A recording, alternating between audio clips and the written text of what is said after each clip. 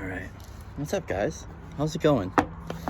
So I was taking a few day of a reset break, and just a few seconds ago, like, I was doing this pondering on whether or not I do a video, and then it was like, static needs. I was scrolling and I heard static needs. And static needs was talking about the basis of life from the other reading, right? We were looking at the original seeds we sowed that had traumas, distortions, fill in the gap, whatever the fuck, excuse my language, pardon me, whatever we go through as a human that doesn't allow us to reach fulfillment, to live our divine purpose, X, Y, or Z. There's so many ways of being able to see this, but essentially a part of this was like, hey, don't you think a part of your static needs is being able to do something that you love to do and to enjoy it, right? And that's that. So we're gonna do that today. We've got the Urban Crow Oracle. The crows have been something that have been with me for a very large portion of my life, and through some pretty extreme events. Crows have been guides, crows have been messengers, crows have been helpers. I've actually had crows be rescuers too, and so it's something that is near and dear to my heart. The crows to me also directly connect and correlate to the dragons. So we're going to do, I just got this deck of cards, the Urban Crow Oracle, so it's like, why not pull it out and start breaking it in and working through it and working with it, along with Wisdom of the Dragons from the Tarot. And so we're going to just work with those hand in hand and see what wants to come forward for us, right? So messages. What wants to come forward? General theme here.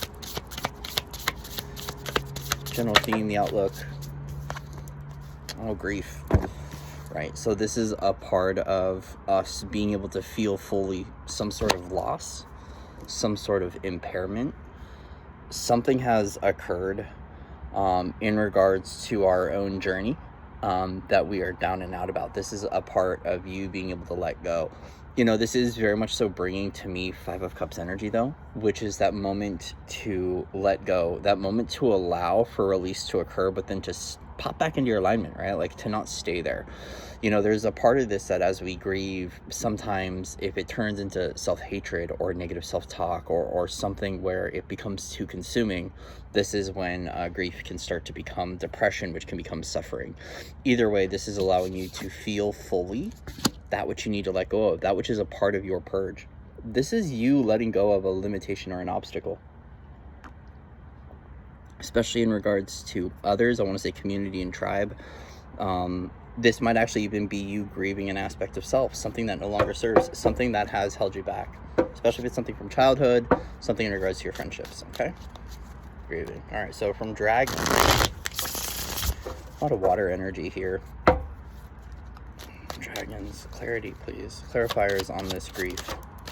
There we go, right away, wow. The Shaman, Page of Pentacles. I do feel like this is something that you learned about your life, something you learned about your journey that you have to let go of, especially when it comes to your own personal power. There's something in regards to manifestation and or creation, whether this is the natural reality, the connection to Gaia, to Mother Earth, right? What you're here to do, what you're here to build, this might even be purpose work. It's something that you learned about early on about life and the natures of reality.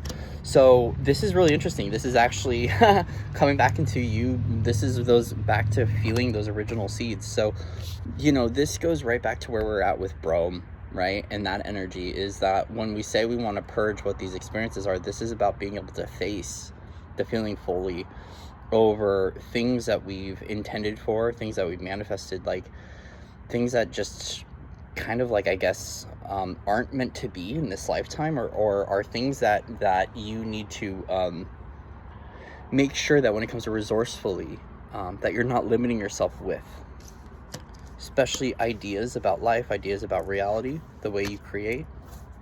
More clarity, please, on this. It's tough because this is a point where we have to unlearn what we've learned and then choose from a new way. Belief systems, walks, action, ideation, especially belief system. We're actually having to fully feel and clear something in regards to our own beliefs, especially if this is something that we've been blind to. You know, this to me feels like Page of Pentacles. When I see this cave, I'm seeing this echo. I'm seeing the echo and I'm seeing the bat. And a part of that is that this is something that is like a repetitive part of our journey. Perhaps it's a cycle, perhaps it's a routine, perhaps it's a day-to-day. Grief is bringing in a little bit of that, like, allow Pluto to step in and transform this experience, right? Allow yourself to purge this part of creation, this part of life, this part of your own eternity. Something that is really near and dear to you. For some of you, this might be something very ancient. This might be something that you got to really let go of. That's something that's very ancient. It's archaic. It's been with you for a very long time. That's kind of what I'm sensing, because the shaman has a very big ancient tone to it. Very representative of the magician, right? The magician card. But it is bringing in a little bit of this feeling like there might be a way of life, a way of doing things, a way of being things, that you have to unlearn. And this might not be an overnight process, so please be patient with yourself as you are unlearning from life's experience or the condition or the pattern, especially in regards to home, the idea of home. When I'm looking at the idea of Pentacles here, it's all about home. It's all about this world. It's definitely all about the form, right? Everything of the form, everything of density. Like, it's kind of like unlearning 3D and 3D life, which can feel like a lot, because it can be a very big identity that we wrap up in the physicality, in the form, in our own idea of things, right? It's like that transformation from physical body to light body. And not to say that, like, I know in my belief system, for my own personal journey, I truly don't believe there's going to be a moment where my body transforms into nothing but light, but I know it's going to get lighter. It's dropping density. But so this idea of the physical body, the idea of the physical reality, the idea of home, the idea of structure, the idea of life in that third dimension, it is going through a change. There we go. Right. So obviously the idea of the ideas of family, the ideas of family and strength. Give me a moment here. How we face one another, what really creates happiness in our journey, the encouragement to really face and to overcome our fears and our obstacles is really important, especially in regards to, like, family in the home. You know, this kind of feels like a little bit of, like, it used to be the rite of passage, right? You got to leave family to earn your keeps, right? You got to walk away to earn your stripe. It's a part of that initiation. And a lot of this is where we can drop our weapons in regards to the things that truly make us happy, so we can go live them. So a lot of this right now is stating a part of this grieving period and letting go is an opportunity for you to get very honest about what makes you happy, what really brings life together, what brings positive outcomes, and being able to drop the idea that you have to fight to get what you want, that you got to fight for happiness. Because in this depiction of the strength, he drops his swords to engage in vulnerability with that beast. He overcomes his fears by beginning to trust the dragon again, right? So when we see warrior and dragon, which are two odds that normally when they meet creates a clash or a big collision, they recognize that great power comes great responsibility. They have the power to really cause some damage upon one another, and as a result, they drop their weapons and go, no, we've learned from the past, right? So how do we come together? And then we see the idea of family here. So we see that this idea to live a fulfilled, happy life, one that is built on abundance, one that is, you know, emotionally supportive, one that's really sustaining, one that's very thriving, one that is, like, very much so a part of, for you, what you define as happiness, or a really good feeling space, especially when it comes to the energy of wish fulfillment, like, you know, dreams coming true, that kind of thing.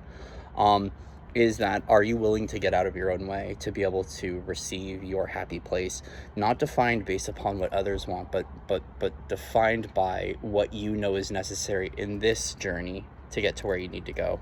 So what do you need to let go of? What do you need to feel fully? Are these, you know, older versions of the 10 of Cups? I know this one very well, and I just talked about this recently, which is kind of a vulnerable point, is like, is there an idea over wish fulfillment or happiness that you got to cleanse, right?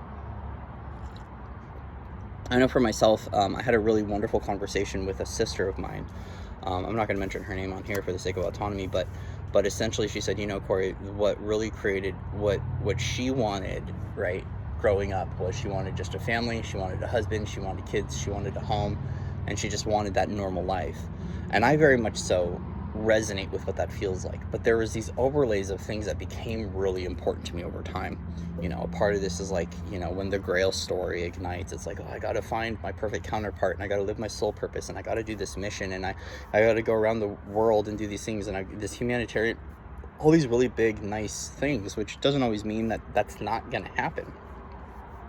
But when I put down the identities and the labels of like Lightworker, Starseed, Galactic Mission, and the Ascension, and I just get to the core value about like what really feels right to me, and I mean a moment of very much so clearing out the external noise, the voices of others, the opinions of others, and really get back to like, what is my wish fulfillment? That's what really defines my happy pace. That's what defines the heart-centered reality. And so a lot of this is that if you've ever defined your heart based upon other people's needs, other people's wants, other people's expectations, and you continue to do that, and it didn't feel authentic, or it didn't feel aligned, or it didn't feel fulfilling, or it didn't feel happy, a part of this is going, okay, let's cleanse what we thought our life would be, our ideas of reality, back to that belief system, right? Like, what do we intend for, those things that we want, and begin to feel fully that there is something in regards to wish fulfillment that we're ready to drop the swords.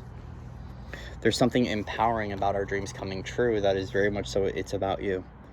Now, yes, there's a greater all here, right? And even myself, like, I'm someone who has, gone through this period of the selfishness, the selflessness, like, right back going to like Law of One mission and all of this stuff, which can still get in the way, right? And I say get in the way, meaning there are still shadows that are restrictive to that, because we want the world to go a certain way, and all of this like really deeply ingrained dogma and indoctrination that's occurred, things we chose to believe because it was a part of our awakening, our ascension, our lessons and learning. And I'm not going to say oneness isn't important, right? Like, even at the space of like the idea of collective consciousness and Jungian, psychology, like, I think it's really beautiful. I think when we find the nature of relation between all life, matter and non-matter, it's important, right? I know for myself, it's that thing that really helps to expand and express, to get into space. I'm not going to be living in a very like Freudian or separated kind of psychology or way of seeing life. I personally enjoy the space of unity and fulfillment within that space.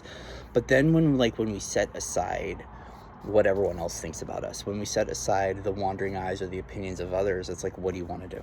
What do you want to do? And that's where we start to really get real with our inner voice. We get real with our inner authenticity. We can finally drop the sword, right, to our own fears and begin embracing what happiness, joy, emotional fulfillment is for us. What is our feeling good place? And I feel like this is going to begin to resonate and harmonize at a space where we start to meet others who share likened experience, likened emotions, and likened joy. So it's like the things that you enjoy to do with others, that's what's going to be a part of the fulfillment. So once again, is like a part of this identity loss is, can you make space for what the new seeds invite in, which means your new ideas, right? Your new downloads, your new inspiration. Because some of us followed the downloads, we followed that inspiration, we followed that thing that we thought we wanted, we intended, and it came through, and we're like, wait a minute, this isn't exactly what I wanted, right? Like, it's kind of like putting in an order at a restaurant, and you try the meal, and it's not everything you expected, and so you got to redefine. And so a part of this is like, can we loosen the grips with what we intend, with our belief systems, with our ideology, and with what inspires us, and just allow inspiration to be inspiration. And this is like a feeling like of undefined inspiration, right? And when I say undefined inspiration, meaning that you can just allow it to be what it is without having to putting an opinion or a judgment on it, but allow it to be perfect for you, because you're going to find, like, when it comes to you honoring your alignment, you're now walking the pathway of you, not the pathway of others, which helps us to really stay in our integrity, our authenticity, and helps us to really start to like match with others, match with certain experiences, and we really open up a lot in the world to no longer have to play like the sacrificial lamb over our own journey and our own happiness, but allow that to be something that we put first, and then we start to like align beautifully with others that feel the same way. And so this is you saying you can drop the sword, you can drop the weapons, and embody the power of your own happiness, and live it out fully. So it's interesting, it's like a part of this grief perhaps is, for some, maybe it's believing that miracles don't exist, and then now like really starting to get back in that, like, yeah, miracles can happen, right? For some of you, it might be like, oh, especially if you've been dealing with a lot of the silo and the isolation or the alienation, being like, you know what, I do have a family, I do have a tribe, I do have people that care about me, and beginning to let those people care about you and feeling very empowered in that place. Perhaps this is also you feeling empowered and important in your family, right? In your home, in your community, in your collective, whatever that is. And I mean that in that space that is more than just you, the space that has others as well, however you want to see that. Because this 10 of Cups, it can be bloodline, it can be soul, it can be community. What's really cool is there is a sense of togetherness and everyone enjoying, right? They're admiring, they're enjoying the 10 of Cups. So once again, it's like this feast, this opportunity, this bounty, this is something that is fulfilled with others, and others enjoy this as well. So your happiness and the happiness that you share with others is important, and you don't have to fight that any longer. You don't have to fight what feels right. You can actually drop all weapons and claim victory over the fact that happiness is important, and a happy home, a happy life, a happy reality is important, and that you can allow this grief or grievance that you have with self and others to go, because it's a really long-lived past that you're here to cleanse and free yourself from, right? Free yourself from.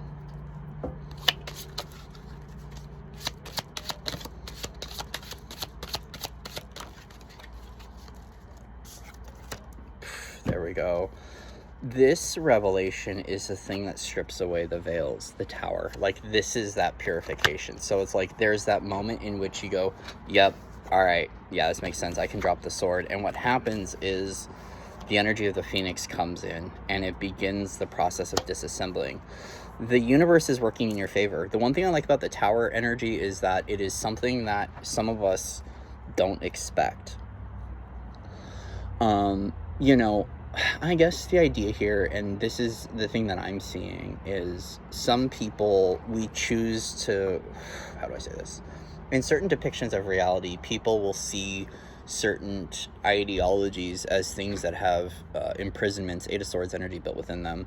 Sometimes fate, karma, dharma, this idea that there's destined life paths of things that are supposed to meet. Like, it's the thing that builds in dream worlds and fairy tales, especially when it's built upon things that are very industrialized, like in the entertainment industry. Like, I know for myself, I'm seeing that Disney kind of like story, right? And the idea of what that would look like is something that really sparked and treasured the imagination of the child to really come online and to really think about life beyond, right? I know that a part of my magical inspiration came from a lot of that, like Disney film, Disney collective, Moana, being one of those movies, Aladdin, I don't think this was Disney, but The Brave Little Toaster was one as a child. Anyways, there's all of this, like for some, The Little Mermaid, right, is what starts to very much so bring us into that space in like awakening and ascension, in which that stuff has brought a sense of fulfillment or an idea of what magic, an idea of what life is. And imagine like a sense of like our imagination being able to spark what it is we truly want. So we're looking at how early life influences gifted us the opportunity to feel like happiness was supposed to be a certain way, wish fulfillment was supposed to be a certain way, our lives are supposed to be a certain way. Whether this is like, the American dream, which is something that happens here over in Western culture a lot, or something that was like deeply ingrained, something you saw as a child that inspired you, and the more you tried it, the more you went for it, the more you tried to get it, it's like it might have been hard for the inner child to have to like accept fully that life isn't like this, or it might be hard to recognize that like, hey, Peter Pan isn't going to come through the window and just save me. Like, I don't have, the White Knight, for instance, is probably the most disempowering aspect of self, because it's saying that like you're so wounded that you can't do it on your own, or perhaps that I am so wounded that I always need some sort of assistance, right? And I'm not to say like don't ask for help. This isn't about going solo dolo and feeling like you have to do everything alone, right? Especially when we got 10 of Cups energy. But like perhaps you have been so radically isolated and radically believing that like none of these things are going to exist, like you've been cold or hard or staled or broken from wish fulfillments, from manifestation, from the nature of reality, from family, from home, like so much of that like burnout, fatigue kind of energy from culture, from counterculture, from philosophy, so on and so forth. Trust me, it's like this has been happening to me lately.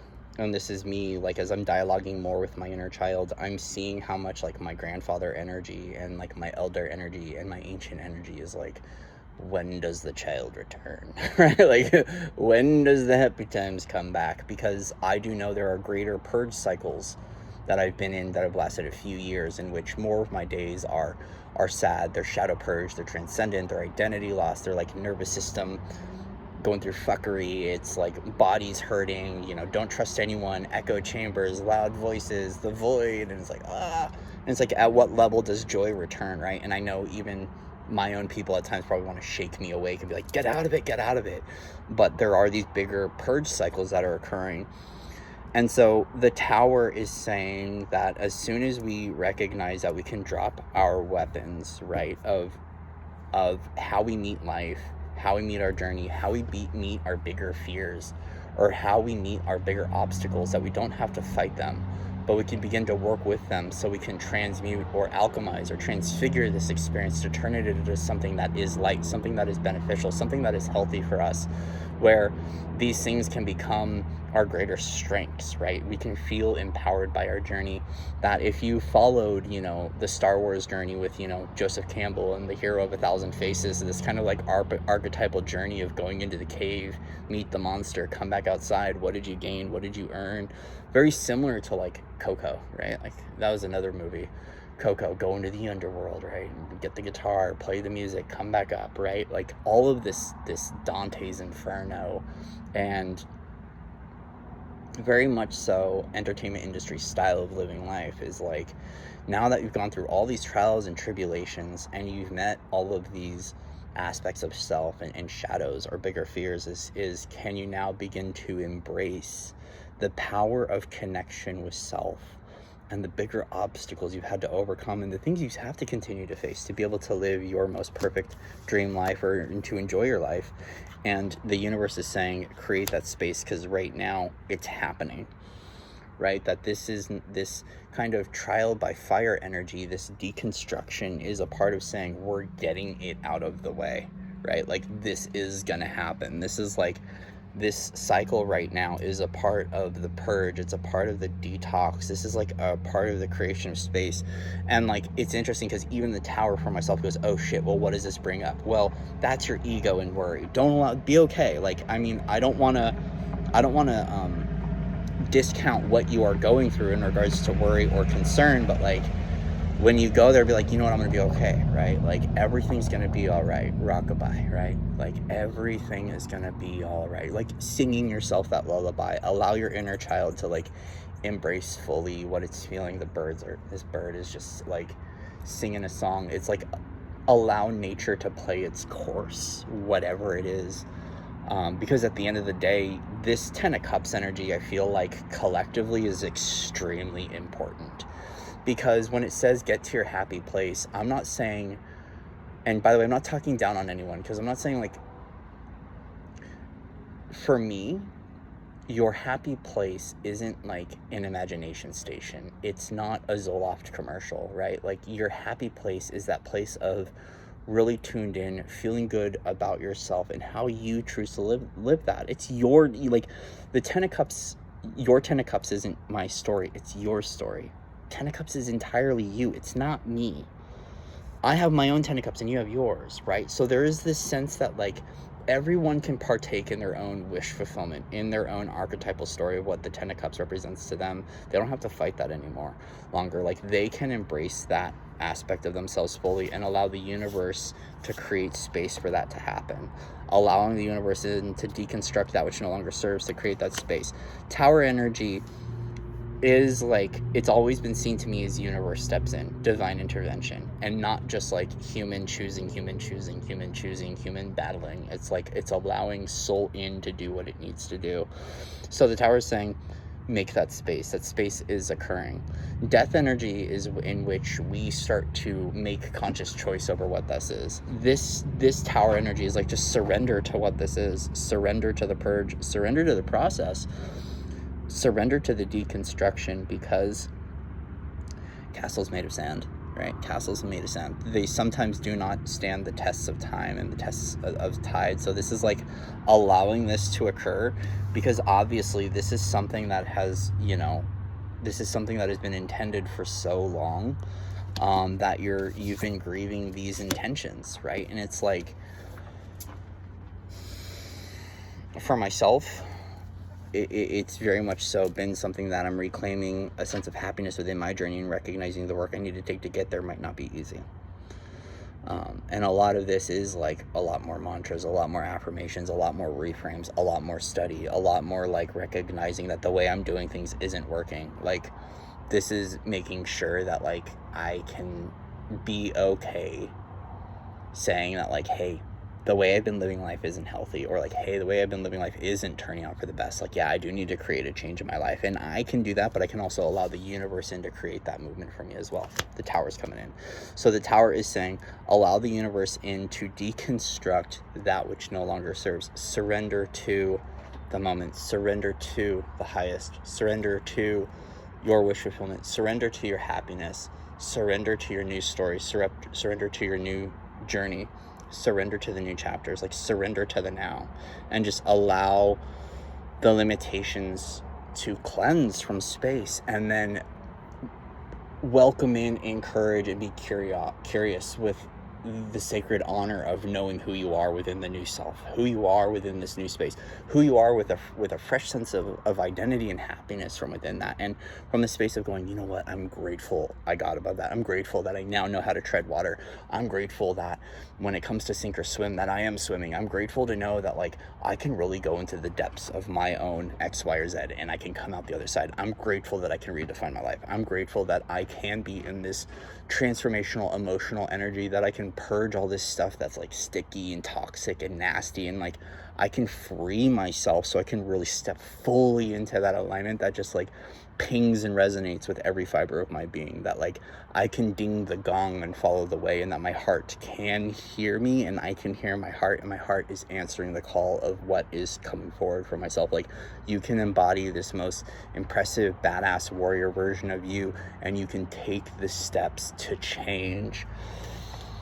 And this is when it starts. It begins with now. It begins with the tower. It begins with the purge. It begins with like another layer. Yeah, another layer. And that's why we're saying let go, because this is about no longer emotionally holding on, but facing ourselves fully and being able to drop the swords, drop the battle, drop the fight, and encourage self-empowerment with what really is right for you.